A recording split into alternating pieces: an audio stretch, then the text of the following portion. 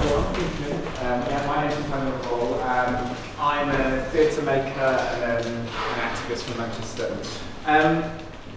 First times are scary, aren't they? She's doing it, yeah. Put your hand up if you can remember your first time.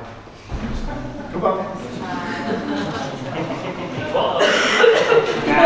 Now keep it in the air if you're thinking about sex. Filthy minds, a lot of years. In 2018, I said something out loud for the first time, and it was utterly terrifying. After 15 years of living in secret, I came out to the world a second time. You see, the first time I ever had sex, age 16, I contracted HIV. Let me take you back to the summer of 2003. Now, for context, Will Young had just won Pop Idol the year before, and I was sporting the Gareth Gates. Let me tell you, it was a strong look and an open invitation to bullies. I was head boy at my comprehensive high school in Stockport, and I wasn't out yet. In fact, I even had a girlfriend. But this blossoming gay boy was also secretly giving head to the deputy head boy, no less, in the attic. Where were you? Whilst watching Big Brother in my parents' attic. Sorry, Nicole. You know, I was desperate to go to the prom with him on my arm. But Stockport in 2003 really wasn't ready for that shit. So, the cream tuxedo was the next best thing. But it hadn't arrived at the hire shop. Next delivery, 4 p.m. 2 hours to kill. 2 hours? In Stockport. What a fucking depressing place. Well, at least to a 16-year-old with a world at his feet and a glint of wanderlust in his eye. So I sat on a bench overlooking the shopping precinct to the M6 to Beyond, thinking how such a depressing place could have been allowed to have been built. And that's where I met him. He was older than me, mid-20s maybe, bleached tips in his hair, tanned, ripped bootleg jeans. Definitely gay. Like, visibly gay, and confident about it too. He was handsome. Maybe he could be the Will to my Gareth. We chatted. He was nice. It was validating. It was intoxicating. It was exhilarating. A gay man being really gay in Stockport. So we swapped numbers, text each other on our Nokia 5210s. We went on a date, and another, and another. He was so sweet, and my age wasn't an issue to him. Although looking back, I think maybe it probably should have been. Eventually we went back to his for my first time, and he pulled out the Safer Sex pack, but he just took the lube. And now I stopped him. I may have grown up under the shadow of Section 28, the homophobic legislation that Thatcher's government put in place, that said schools couldn't talk openly about homosexuality. I wasn't stupid. But he reassured me a clean bill of sexual health. And I trusted him. After all, it was my rite of passage. He was older, 10 years older, and wiser, surely. My fate was sealed. I found out 2 weeks before my 17th birthday. Just a child, now forced into a very, very adult world. I went home on the bus. I went straight upstairs and I lined up some paracetamol. I was never going to do it. This kid had watched too many episodes of Biker Grove and Grange Hill. Ever the drama queen. I put the pills back in the box. And then I boxed up what had just happened and I put it high on a shelf, hidden away from view. I told few lovers, fewer friends, no family. Until 14 years later, in 2017, I caught myself in the mirror, still awake 2 days after a house party. You see, I'd convinced myself I was simply living my best queer life. Parties, sex, alcohol, drugs. They're all fun things if you're pursuing them for fun. Not so much if you're pursuing them to mask pain. You know, I look around at my community that's supposed to be celebrating Pride, but so many of us are drowning in shame. And who can blame us? Since records began, we've been medicalised, criminalised, dehumanised, erased, beaten, tortured, killed, and now we're emerging dazed and confused and blinking from one of the worst plagues to ravage civilization in recent history. 35 million people dead. 37 million people living with HIV. And my community, gay men, men who have sex with men, disproportionately affected. You know, on the road to freedom and equality, it sometimes feels like one step forward, 2 steps back. And it was oh so easy for them to weaponise this disease to fit their own hate-filled agenda. Britain threatened by gay virus plague. I'd shoot my son if he had AIDS, Vicar says. Real headlines from the 1980s British tabloid press. And more recently, on the front page of a national newspaper in 2016, £5,000 a year lifestyle drug. What a skewed sense of values, they scoffed, as they pitted access to PrEP, the life-saving drug that can stop people getting HIV in the first place, against access to statins for older people. You know, I was diagnosed with HIV at age 16, but it was the stigma and the shame, not the virus, that nearly led me to breaking point. When the early HIV activists formed the coalition ACT UP and coined the slogan "Silence equals death," little did they know that it would still be relevant in 2019.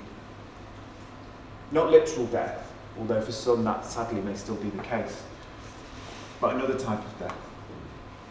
A life led feeling like you'd be better off. No.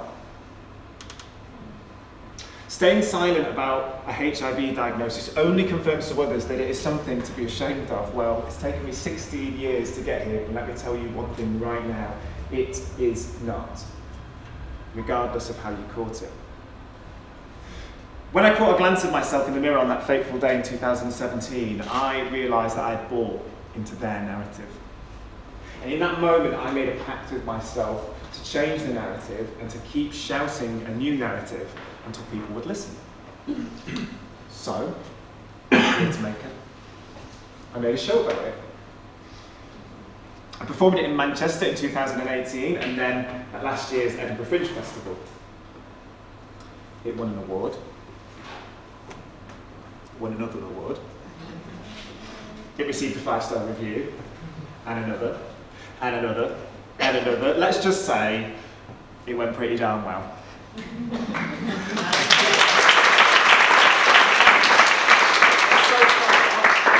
The show has received 82 stars out of a possible 90. The first time in the show is a hilarious and heartbreaking show about growing up positive in a negative world. Now the show is currently touring venues across the UK and has so far been seen by over 3,500 people. Over 6,500 people have engaged in a workshop, post-show talk, party or fundraising event associated with the tour. And at the last count, this blows my mind, in excess of 6 million people have engaged with the show or my story online through television and radio broadcast and print. BuzzFeed News. At one point I was trending higher than Jennifer Aniston's fans. BuzzFeed News, that's my claim to fame. BBC News, Radio 5 Live, Radio 1, Tales to Inspire, Attitude Magazine. I've even found myself chatting to Nagla and Charlie on the BBC Breakfast couch. It's a lot smaller in real life. And to top off the wildest 2 years of my life, I landed a role in Russell T Davies's next television drama for Channel 4, Boys. From alcohol, drug-fueled, rock bottom, shame-ridden, self-destructive, to standing, proud, confident, a working writer, actor, producer, activist, and performer, all in the space of 2 years. It's been one hell of a ride.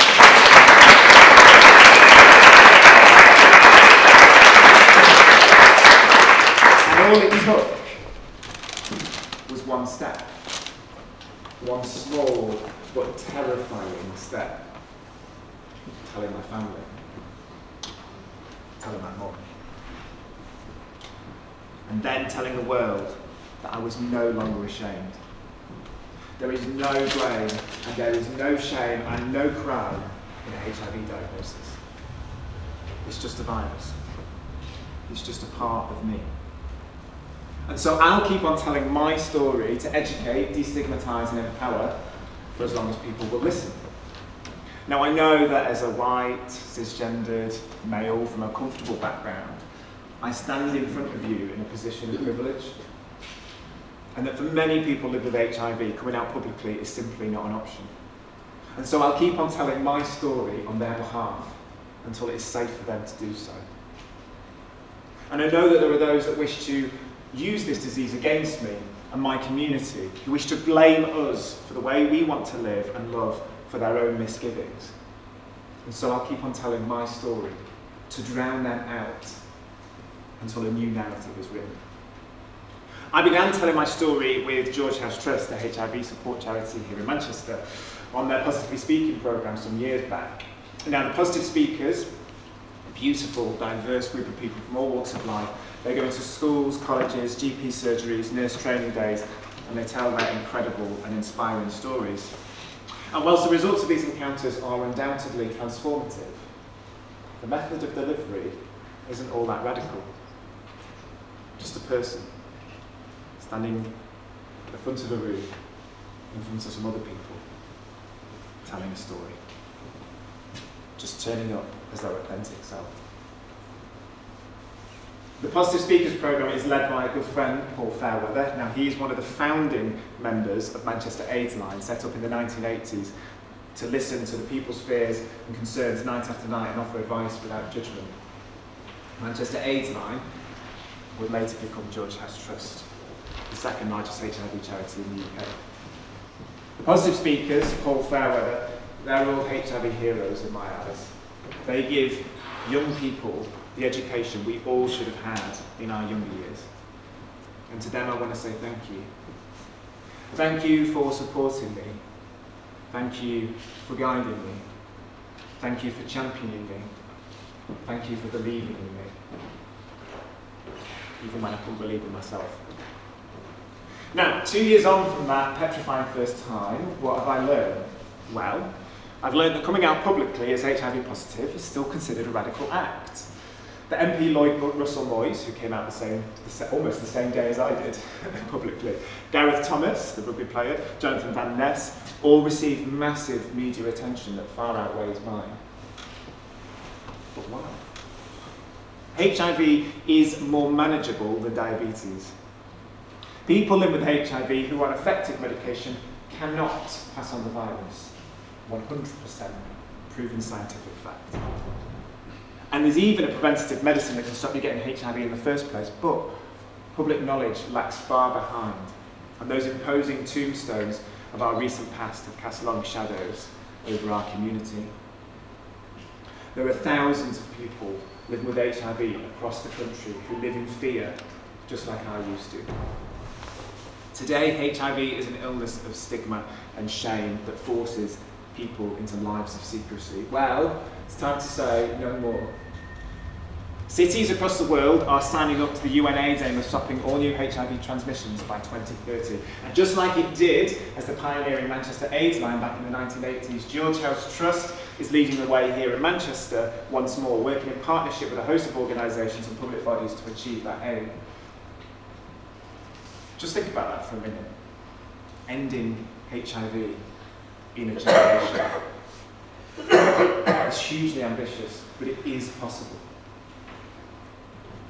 You know, I'm really one of the lucky ones. I survived.